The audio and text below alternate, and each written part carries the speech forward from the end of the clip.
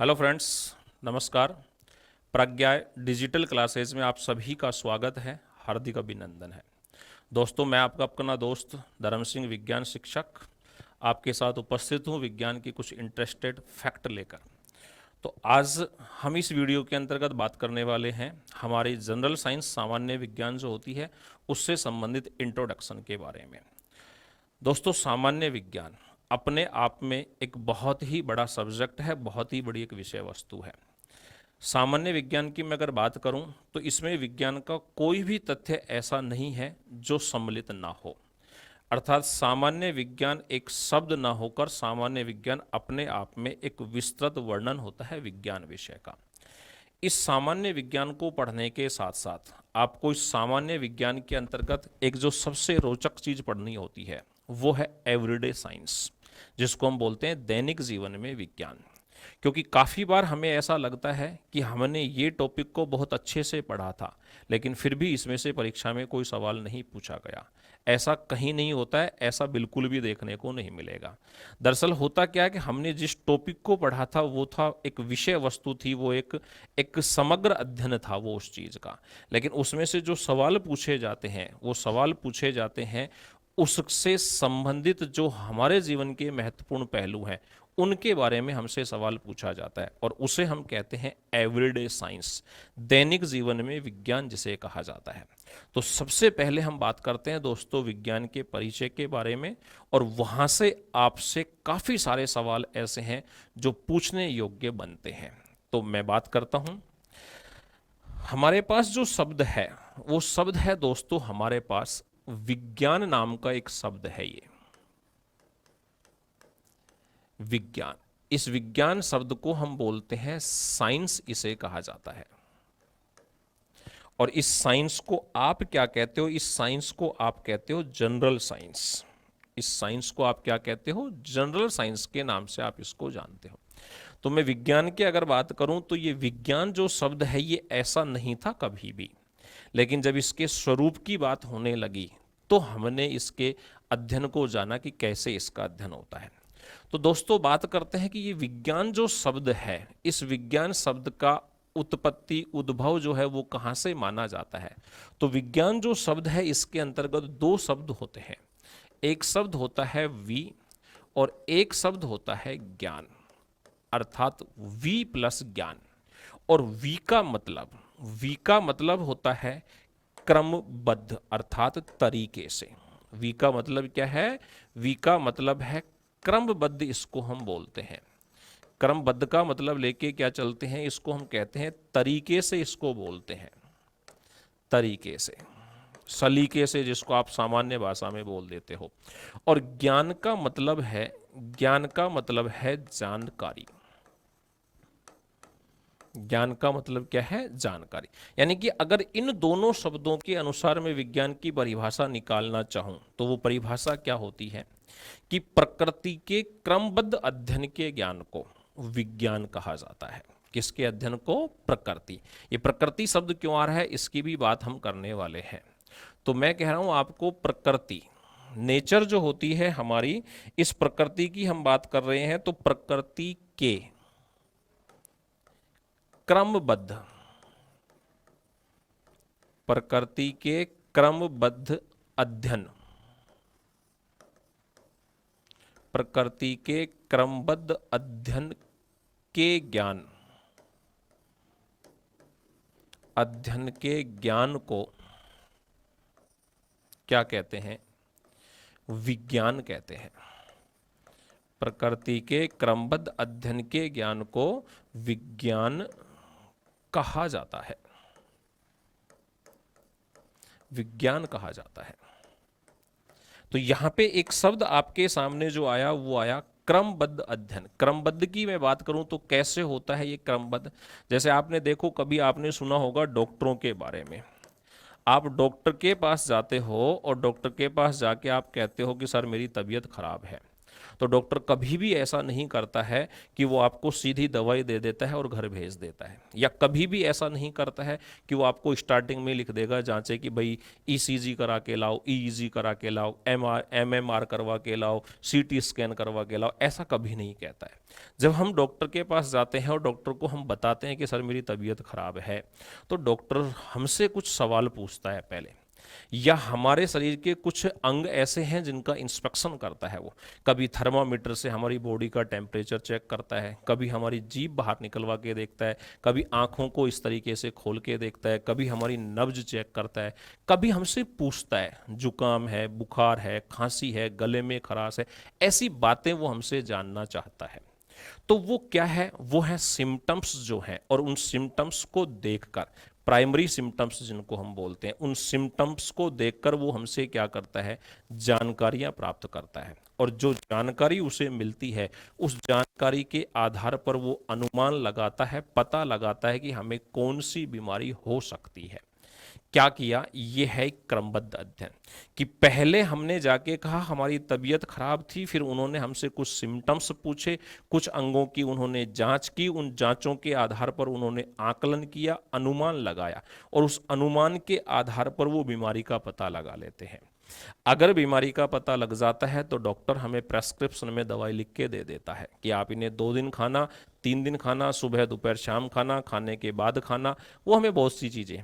लेकिन अगर उसे पता नहीं लगता है तो फिर वो चलता है टेस्ट के ऊपर, जांचों के ऊपर चलता है, और जांचों पे चलता है तो फिर जांचों में भी वो सबसे पहले सबसे छोटी जांचों की ओर चलता है।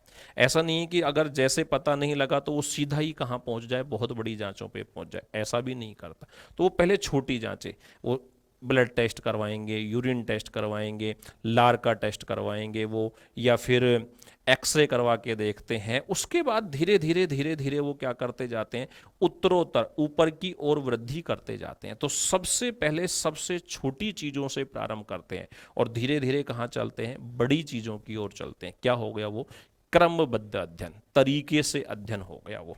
तो इस तरीके से अध्ययन को ही हम क्या कहते हैं, इस तरीके से अध्ययन को ही कहा जाता है विज्ञान कहा जाता है। ठीक है। तो डॉक्टर को इसीलिए किस श्रेणी में रखा जाता है, डॉक्टर को इसीलिए हम एक वैज्ञानिक श्रेणी में रखते हैं। क्यों, क्योंकि वो विज्ञान से पढ़कर हमारी जांच करता है या विज्ञान के अनुरूप वो इलाज करता है, इसलिए हम इसको वैज्ञानिक श्रेणी में रखते हैं। तो ये है डॉक्टर। ये कौन सा अध्ययन हुआ, ये हुआ क्रमबद्ध अध्ययन। क्या कहलाएगा वो, विज्ञान कहलाएगा ये क्रमबद्ध अध्ययन। ठीक है।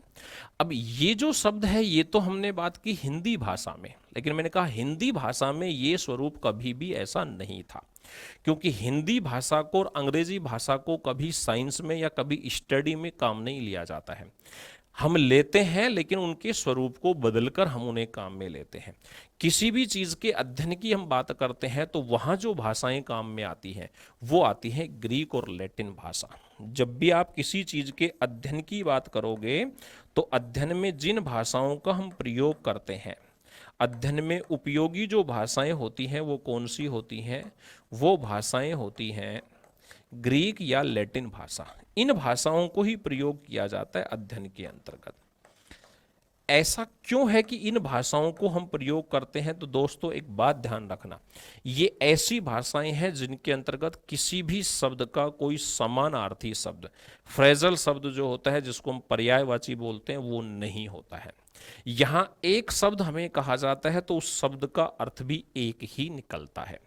जैसे मैं आपको अंग्रेजी में कह देता हूं कि वॉच मतलब देखना, वॉच मतलब घड़ी भी होता है, लेकिन अगर मैं लैटिन भाषा में कोई शब्द बोलूं वॉच जैसा, तो उसका मतलब देखना है तो देखना ही होगा, वॉच का मतलब घड़ी नहीं हो सकता, अगर ग्रीक भाषा और लैटिन भाषा में बात करें तो इन भाषाओं में कोई भी समानार्थी शब्द नहीं है। इसलिए अध्ययन में कौन सी भाषा को प्रयोग किया जाता है, ग्रीक या लैटिन भाषा को, ताकि उसका अर्थ भी एक ही निकले। और इसीलिए हमने ये साइंस शब्द लिया, ये भी कहाँ से लिया, ये साइंस शब्द भी हमने ग्रीक और लैटिन भाषा से ही लिया। तो हमारे पास जो शब्द होता था वो होता था लैटिन भाषा का। कौन सी भाषा का, लैटिन भाषा का एक शब्द होता था, और लैटिन भाषा के उस शब्द को हम क्या नाम देते थे, उस शब्द को कहा जाता था साइंटिया। उसको साइंटिया कहा जाता था। इसको बोलने के तरीके डिफरेंस हो सकते हैं। कुछ टीचर्स या कुछ स्टूडेंट इसको साइंसिया भी बोल देते हैं और कुछ स्टूडेंट इसको साइंस टिया भी बोल देते हैं। दोनों ही शब्दों में कोई डिफरेंस नहीं है, बस केवल बोलने का तरीका होता है। जैसे सी से केमिस्ट्री भी होता है और सी से चोपड़ा भी होता है, ठीक है। तो साइंसिया और इसको क्या कह देते हैं, साइंटिया। तो ये एक शब्द हुआ। अब आपको याद रखना है कि साइंस शब्द की जो उत्पत्ति हुई है वो कौन सी भाषा से हुई। सो साइंस शब्द की उत्पत्ति हुई ग्रीक नहीं, लैटिन भाषा से। कौन सी भाषा से हुई, लैटिन भाषा से साइंस शब्द की उत्पत्ति हुई। और लैटिन भाषा में इसका नाम है साइंसिया, या इसको बोलते हैं साइंटिया कहा जाता है। अब इस लैटिन भाषा को हमने कन्वर्ट किया और कन्वर्ट करके हम किस में पहुंचे, इंग्लिश के अंतर्गत। तो यहां से हम कौन सी भाषा में पहुंचे, यहां से हम पहुंचे इंग्लिश भाषा के अंतर्गत। और इंग्लिश भाषा में जब हम पहुंचे तो साइंटिया का अर्थ हमने बदल दिया। और साइंटिया का अर्थ क्या हो गया, उस समय साइंटिया का अर्थ हो गया, जब अंग्रेजी में पहुंचे तो टू नो। क्या हो गया इसका अर्थ, इसका अर्थ हो गया टू नो। टू नो का मतलब हो गया जानना। आप वैसे इसको कह सकते हो इतना सा ही, बस केवल कि इसका मतलब क्या होता है, इसका मतलब है जानना। आप इतना भी कह सकते हो। लेकिन सही रूप से अंग्रेजी को जानने वाले जो व्यक्ति हैं वो क्या कहेंगे, तो वो एक फ्रेजल वर्ब के रूप में इसको देखते हैं कि टू नो। ऐसे शब्द जिनके आगे टू लगा हो, फोर लगा हो, ऐसे शब्दों को हम बोलते हैं फ्रेजल वर्ब। तो ये जो शब्द है ये अंग्रेजी में वो लोग लेके चलेंगे इसको फ्रेजल वर्ब। और फ्रेजल वर्बों के जो अर्थ निकलते हैं वो कैसे निकलते हैं, तो फ्रेजल वर्बों के अर्थ निकलते हैं विस्तृत। या विस्तृत का मतलब ऐसा नहीं है कि इसका अर्थ विस्तृत है, मतलब विस्तृत अर्थ निकलता है, उनका एक शब्द ना होकर पूरी लाइन तक भी हो सकती है। तो जैसे मैं बात करूं टू नो को मैंने तो कह दिया जानना, लेकिन इसका सही अर्थ निकाल के चलते हैं तो इसका सही मतलब है के बारे में जानना, के बारे में जानना। अब आप देखो, आपको लगता है ये लाइन अधूरी है सर, यहां से कोई अर्थ का पता ही नहीं चल रहा है हमें कि क्या करना है, जानना है कि के बारे में जानना है, किसके बारे में जानना है, ये शब्द का अर्थ नहीं निकाल पा रहे हैं हम। तो सिर्फ हमें पता चल रहा है कि भाई के बारे में जानना, इतनी सी चीज हमें याद रखनी है। अब टू नो हो गया ये, तो इसका अर्थ जानना है, तो ये आ गई हमारे पास कौन सी भाषा, ये आ गई हमारे पास हिंदी भाषा। कि हिंदी भाषा यानी कि शब्द था हमारे पास लैटिन भाषा का जिसको हमने कहा साइंटिया। साइंटिया भाषा को जब हमने इंग्लिश में कन्वर्ट किया तो इसका अर्थ बन गया टू नो। टू नो का मतलब हो गया जानना। और जब हमने इसे हिंदी में कन्वर्ट किया तो हिंदी में इसका मतलब हो गया के बारे में जानना। अर्थात के बारे में जानने का मतलब हो गया, अर्थात आप इससे निकाल सकते हो कि जानकारी प्राप्त करना, जानकारी प्राप्त करना। यानी कि मैं एक बात और भी कह सकता हूं कि ये जो साइंस शब्द है, इस साइंस शब्द को क्या मैं ऐसा कह सकता हूं कि साइंस का मतलब ही के बारे में जानना है, तो ये बिल्कुल भी गलत नहीं होगा, एकदम सही होगा। ये क्यों होगा, क्योंकि ये साइंस ही थी जिसने हमने लैटिन भाषा में क्या कहा, साइंटिया कहा। वो साइंस ही थी जिसे हमने इंग्लिश में क्या कहा, जिसे हमने इंग्लिश में टू नो कहा। वो साइंस ही है जिसे हमने हिंदी में क्या कहा, के बारे में जानना कहा। अर्थात जानकारी प्राप्त करना क्या कहलाया, साइंस कहलाया। तो आप जिसकी जानकारी यहां प्राप्त करेंगे उसी शब्द को आप इसके आगे लिख दोगे। अर्थात मैं एक काम कर सकता हूं कि इस पूरे के स्थान पर आप एक छोटे शब्द को काम में ले सकते हो, और वो शब्द हो सकता है, या हो सकता है नहीं, होगा कौन, विज्ञान होगा। क्योंकि इसी को हम बार बार अलग अलग भाषाओं में रूपांतरित करते हुए यहां तक पहुंचे हैं। अब किसके बारे में जानकारी प्राप्त करना, तो जिसके बारे में जानकारी प्राप्त करना उस शब्द को आप इसके आगे लिख दो। जैसे मैं कहूं पादपों के बारे में जानकारी प्राप्त करना, तो ये हो गया पादप विज्ञान। अगर मैं कह रहा हूं पादपों के बारे में जानकारी प्राप्त करना तो क्या हो जाएगा ये, तो ये हो जाएगा पादप विज्ञान।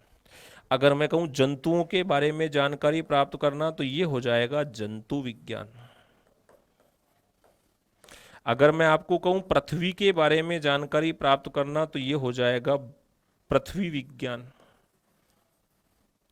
मैं आपको कहूँ पृथ्वी के गर्भ के बारे में जानकारी प्राप्त करना तो फिर ये हो जाएगा भूगर्भ विज्ञान। भूगर्भ विज्ञान। मैं आपको कहूँ अंतरिक्ष के बारे में जानकारी प्राप्त करना तो फिर हो जाएगा अंतरिक्ष विज्ञान।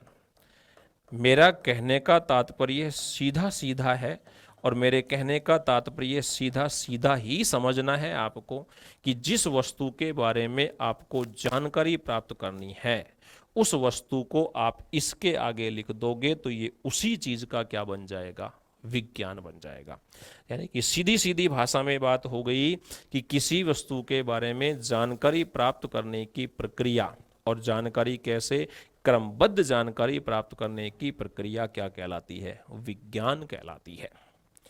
अब ये विज्ञान जब शुरुआत में हमारे पास था तो इस विज्ञान का स्वरूप क्या था हमारे पास, हमने इसको किस रूप में पढ़ना शुरू किया।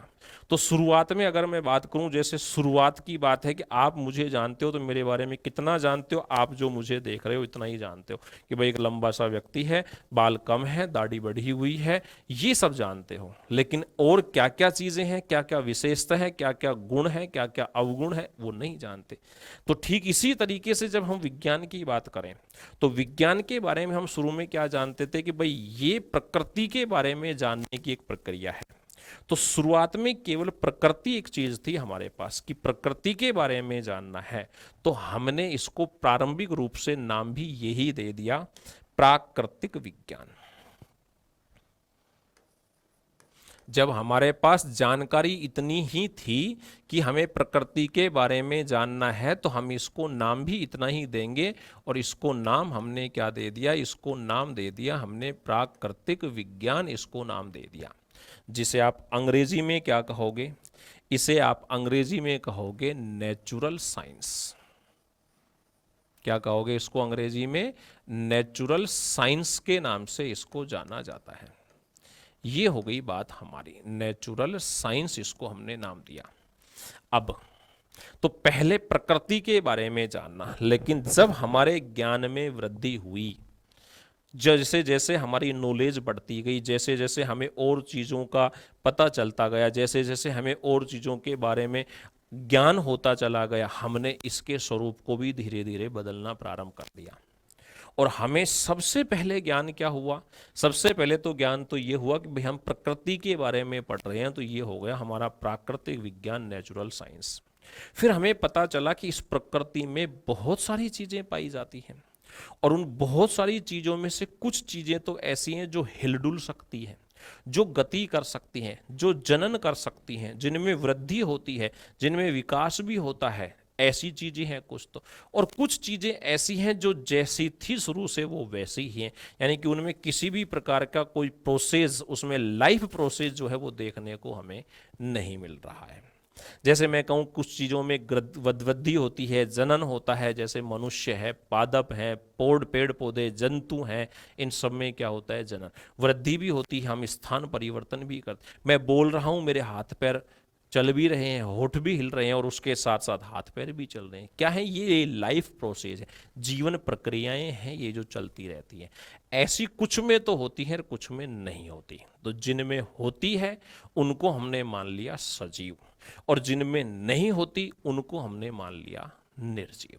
यानी कि हमें पता चल गया कि ये नेचर जो होती है, ये प्रकृति जो होती है, इस प्रकृति के अंतर्गत दो चीजें पाई जाती हैं, ये हमें पता चल गया। अब दो चीजें कौन कौन सी इस प्रकृति में पाई जाती हैं, तो प्रकृति में जो एक चीज पाई जाती है उसको तो हम कहते हैं सजीव, लिविंग थिंग्स, और एक को हम क्या कहते हैं, निर्जीव। तो हमें पता चल गया कि इस प्रकृति में दो चीजें हैं, अर्थात प्रकृति के बारे में जानना और प्रकृति में किस किस के बारे में जानना, एक तो सजीवों के बारे में जानना और एक जानना निर्जीवों के बारे में। तो एक में तो हम मित्रों करेंगे किसका अध्ययन, एक में तो हम करेंगे सजीवों का अध्ययन। एक में तो हम किसका करेंगे, एक में तो हम करेंगे सजीवों का अध्ययन, और एक में क्या करेंगे, एक में हम करेंगे मित्रों निर्जीवों का अध्ययन जिनमें जीवन नहीं पाया जाता। तो एक में हो जाएगा निर्जीवों का अध्ययन। अब देखिए सजीव जिनमें जीवन पाया जाता है, जिनमें जीवन पाया जाता है, तो सजीव, सजीवों में जीवन होता है, इसलिए हमने इस भाग को नाम दे दिया जीव विज्ञान, और इस जीव विज्ञान को कहा जाता है बायोलॉजी। इस जीव विज्ञान को क्या कहा जाता है, इसे कहा जाता है बायोलॉजी के नाम से इसको जानते हैं।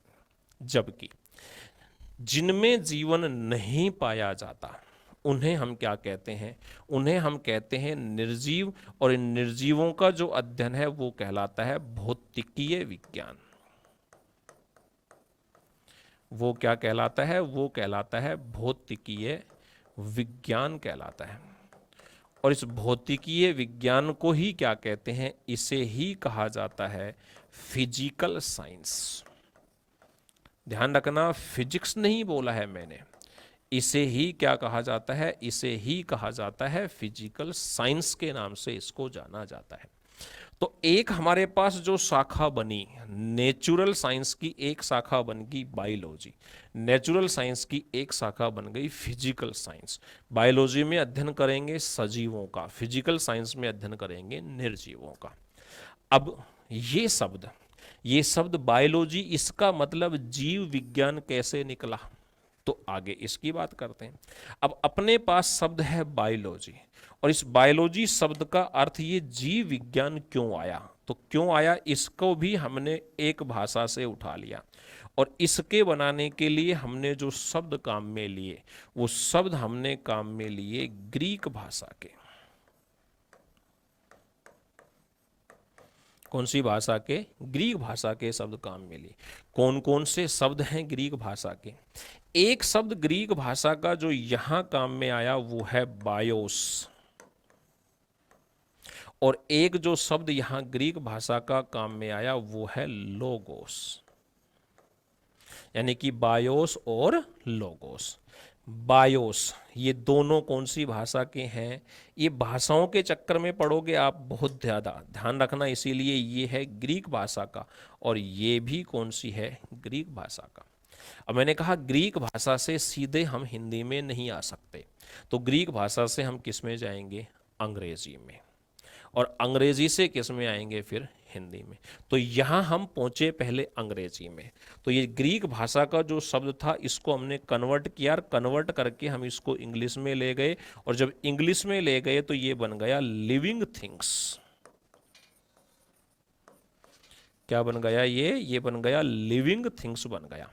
और जब हम इसको अंग्रेजी में ले गए तो ये बनता है स्टडी, अध्ययन।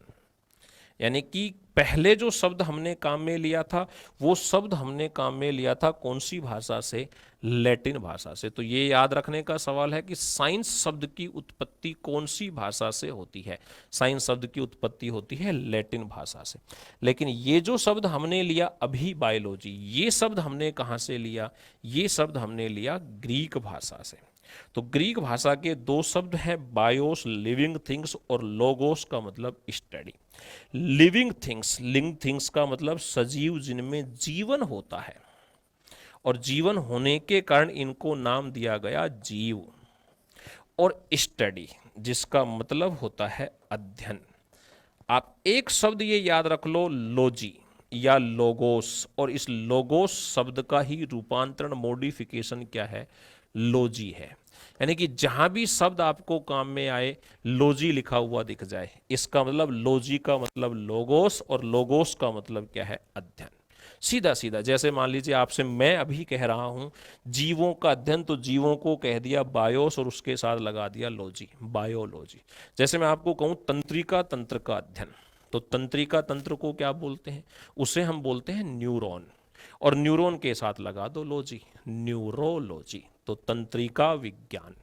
इसी तरीके से मैं आपको कहूं पाचन तंत्र का अध्ययन, उसको हम बोलते हैं गैस्ट्रो, तो गैस्ट्रो प्लस लॉजी, गैस्ट्रोलॉजी। हमसे कोई कोई जनन तंत्र का अध्ययन, मादा जनन तंत्र का अध्ययन, तो मादा जनन तंत्र को बोला जाता है गायनिको। तो गायनिको प्लस लॉजी, गायनिकोलॉजी। कोई हमको कहे हमारे मस्तिष्क का अध्ययन, तो मस्तिष्क ब्रेन किस में आता है, नर्व्स में आता है, तो वो न्यूरोलॉजी। हमसे कोई हृदय कहे तो हृदय को हम अंग्रेजी में तो हार्ट कहते हैं, लेकिन ग्रीक भाषा में उसको कहा जाता है कार्डियक। जैसे किसी को हार्ट अटैक आता है तो हम यही बोलते हैं ना, हार्ट अटैक हम बोलते हैं, लेकिन डॉक्टर लोग उसको बोलते हैं कार्डियक अटैक। कार्डियक का मतलब हार्ट होता है, तो कार्डियक प्लस लॉजी क्या बन गया, कार्डियोलॉजी। यूरिन उत्सर्जन के लिए यूरिन काम में आते हैं, तो यूरिन प्लस लॉजी, यूरोलॉजी।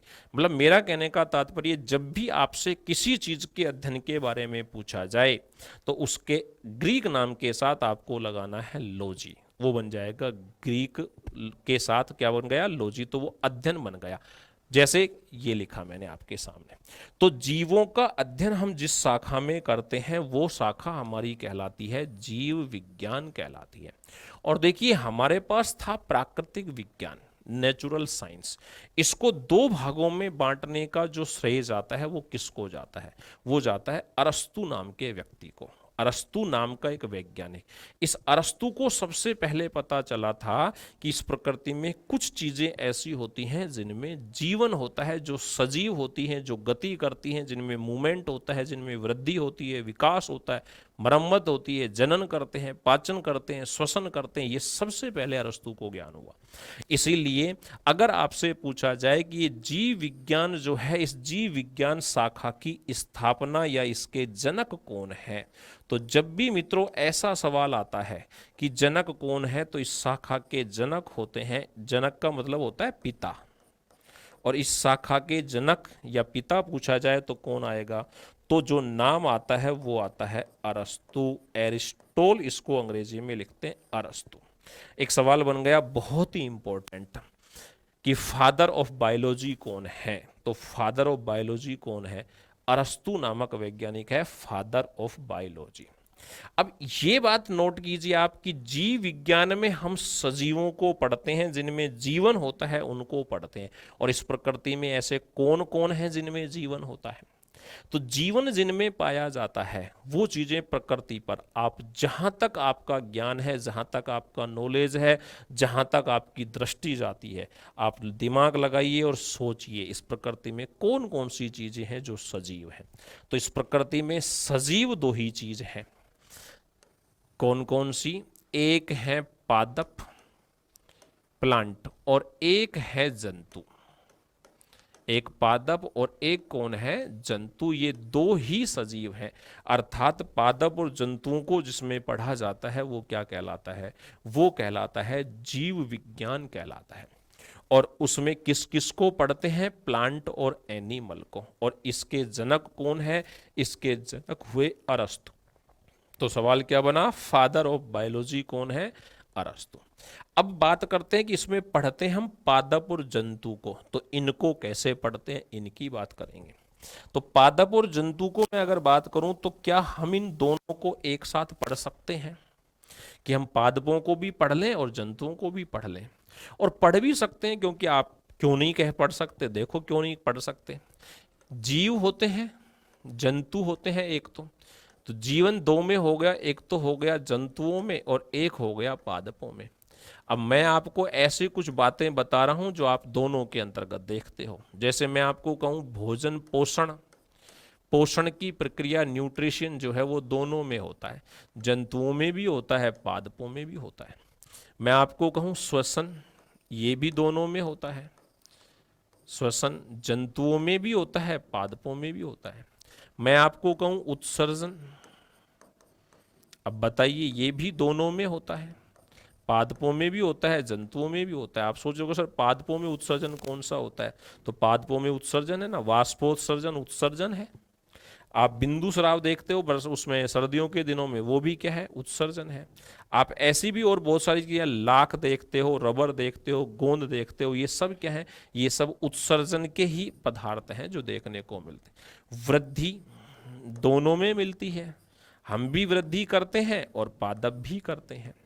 मैं बात करूं गति, अब आप सोच रहे होगे सर गति नहीं होती पादपों में, जंतुओं में होती है और पादपों में भी गति होती है, लेकिन दोनों में एक डिफरेंस होता है कि इनकी गति में, जंतुओं की गति में स्थान परिवर्तन होता है। मैं यहाँ से चलना शुरू कर रहा हूँ अभी इस पैनल के इस कॉर्नर से, और मैं चलता चलता चलता चलता मैं पैनल के इस कॉर्नर तक पहुँच गया, ये स्थान परिवर्तन हुआ मेरा। लेकिन अगर हम बात करें पादपों में ऐसा नहीं होता है। आप गुलाब के पौधे को घर के बाहर रख दो, अपने आप चल के बेडरूम में तो नहीं जाएगा वो। तो वो क्या है, गति तो है लेकिन देखने को नहीं मिल रही, स्थान परिवर्तन नहीं हो रहा। लेकिन जब कभी हवा आती है तो आप देखो उसकी पत्तियां हिलती हैं, वो पूरा भी हिलता है, कभी कभी तेज हवा आती है तो वो क्या है, गति है। वो शाखाएं, पौधा जो होता है उसकी शाखाओं की, उसकी पत्तियां जो होती हैं, टहनियां जो होती हैं, वो हिलने लगती हैं, तो वो भी एक गति है, अर्थात उनमें भी गति देखने को मिलती है। और जनन दोनों में देखने को मिलता है, पादपों में भी होता है और जंतुओं में भी होता है। तो ये ऐसे कुछ प्रोसेस है, ऐसी जो प्रक्रिया है जो आपको दोनों में देखने को मिल रही है, पादपों में भी और जंतुओं में भी। तो आप कह सकते हो कि सर हम दोनों को एक साथ पढ़ सकते हैं, लेकिन मेरा मानना यह है कि हम इन दोनों को एक साथ नहीं पढ़ सकते। क्यों नहीं पढ़ सकते? क्योंकि प्रक्रिया दोनों में है, प्रक्रिया दोनों में पाई गई है, ये जो विशेषताएं मैंने बताई हैं ये दोनों में है, लेकिन इन दोनों में प्रक्रियाओं में क्या है, भिन्नता है। प्रक्रियाओं में क्या है, भिन्नता पाई जाती है, यानी कि प्रोसेस जो है वो अलग अलग होता है। रेस्पिरेशन जो है, श्वसन जो है, दोनों में होता है, लेकिन दोनों के अंतर्गत रेस्पिरेशन अलग अलग प्रकार से होता है। आप देखो श्वसन, देखो आप, मैं श्वसन की बात करता हूँ, आप सांस लेते हो, नाक से वायु लेते हो, वो वायु गति करती हुई फेफड़ों में पहुँचती है और वहाँ जाके ब्लड में मिलती है। ऐसा पादपों में नहीं होता। वहाँ श्वसन तो होता है लेकिन वहाँ नाक नहीं होते, नलिका नहीं होती, फेफड़े नहीं होते, ब्लड नहीं होता।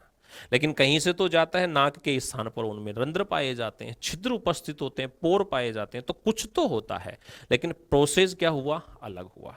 पाचन की बात करें, पोषण की बात करें, हम भोजन को मुख में ग्रहण करते हैं, दांतों से चबाते हैं, जीभ से लार मिलाते हैं, निगलते हैं, अमाशय में पहुंचता है, वहां जाके पचता है, फिर और आगे चलता है, वहां उसका अवशोषण होता है और फिर बाहर निकाल देते हैं। ऐसा पादपों में ऐसा नहीं होता, लेकिन होता जरूर है। वो भूमि से क्या करते हैं, जल और खनिज लवण का अवशोषण करते हैं, वो उनके पोषण में काम आता है। बाहर से कुछ वायुमंडल से नाइट्रोजन ले लेते हैं, फास्फेट ले लेते हैं, वो उनका पोषण है, वो उनका तो पोषण तो है, लेकिन प्रोसेस क्या है, अलग है। हम उत्सर्जन करते हैं, उत्सर्जन के अंतर्गत आप देखो हम गैसों को भी बाहर निकालते हैं, मूत्र को भी बाहर निकालते हैं, भोजन के अपशिष्ट को भी बाहर निकालते हैं। पादपों में ऐसा नहीं होता। वृद्धि के लिए मैंने कहा, वृद्धि हमारे अंदर होती है। आप जिन कपड़ों को आज यूज में ले रहे हो, इन कपड़ों को आप 5 साल पहले नहीं पहन सकते थे, लेकिन 5 साल बाद पहन सकते हो। क्यों? बस ज्यादा से ज्यादा क्या होगा, टी शर्ट टाइट हो जाएगी, पैंट टाइट हो जाएगी। ऐसा तो है नहीं कि आपकी जो अभी फुल पैंट है वो 5 साल बाद हाफ पैंट बन जाएगी, नहीं। तो वो क्या है, वो वृद्धि है, लेकिन वृद्धि एक निश्चित उम्र तक होती है, उसके पश्चात बंद हो जाती है। अभी मेरी वृद्धि ये 6 फीट हाइट हो गई, अब ये तो है नहीं कि अगले साल मैं 6.25 फीट का हो जाऊंगा, उससे अगले साल 6.5 फीट का हो जाऊंगा, फिर 7 फीट का हो जाऊंगा। तो वृद्धि तो हुई, जन्म से लेकर और इस अवस्था तक वृद्धि हुई, लेकिन इस अवस्था में वृद्धि क्या हो गई, बंद हो गई। लेकिन अगर हम बात करें इसी वृद्धि की पादपों के अंतर्गत, तो ये वृद्धि पादपों में जीवन पर्यंत चलती रहती है, कभी बंद नहीं होती है। आप आज जिस पौधे को लगाते हो, जिसका पौधारोपण आज करते हो, वो आज छोटा सा होता है, 2 साल बाद और बड़ा, फिर और बड़ा, फिर और बड़ा, फिर और बड़ा। तो वो क्या है, दोनों को एक साथ हम नहीं पढ़ सकते। क्यों नहीं पढ़ सकते? क्योंकि दोनों में क्रियाएं एक जैसी हैं, लेकिन दोनों का प्रोसेस जो है वो क्या होता है, भिन्न भिन्न होता है। इसलिए दोस्तों हमने क्या किया, इस जीव विज्ञान को भी हमने 2 शाखाओं के रूप में व्यवस्थित कर दिया, और इन दोनों शाखाओं की बात हम नेक्स्ट वीडियो में करेंगे। तब तक के लिए जय हिंद।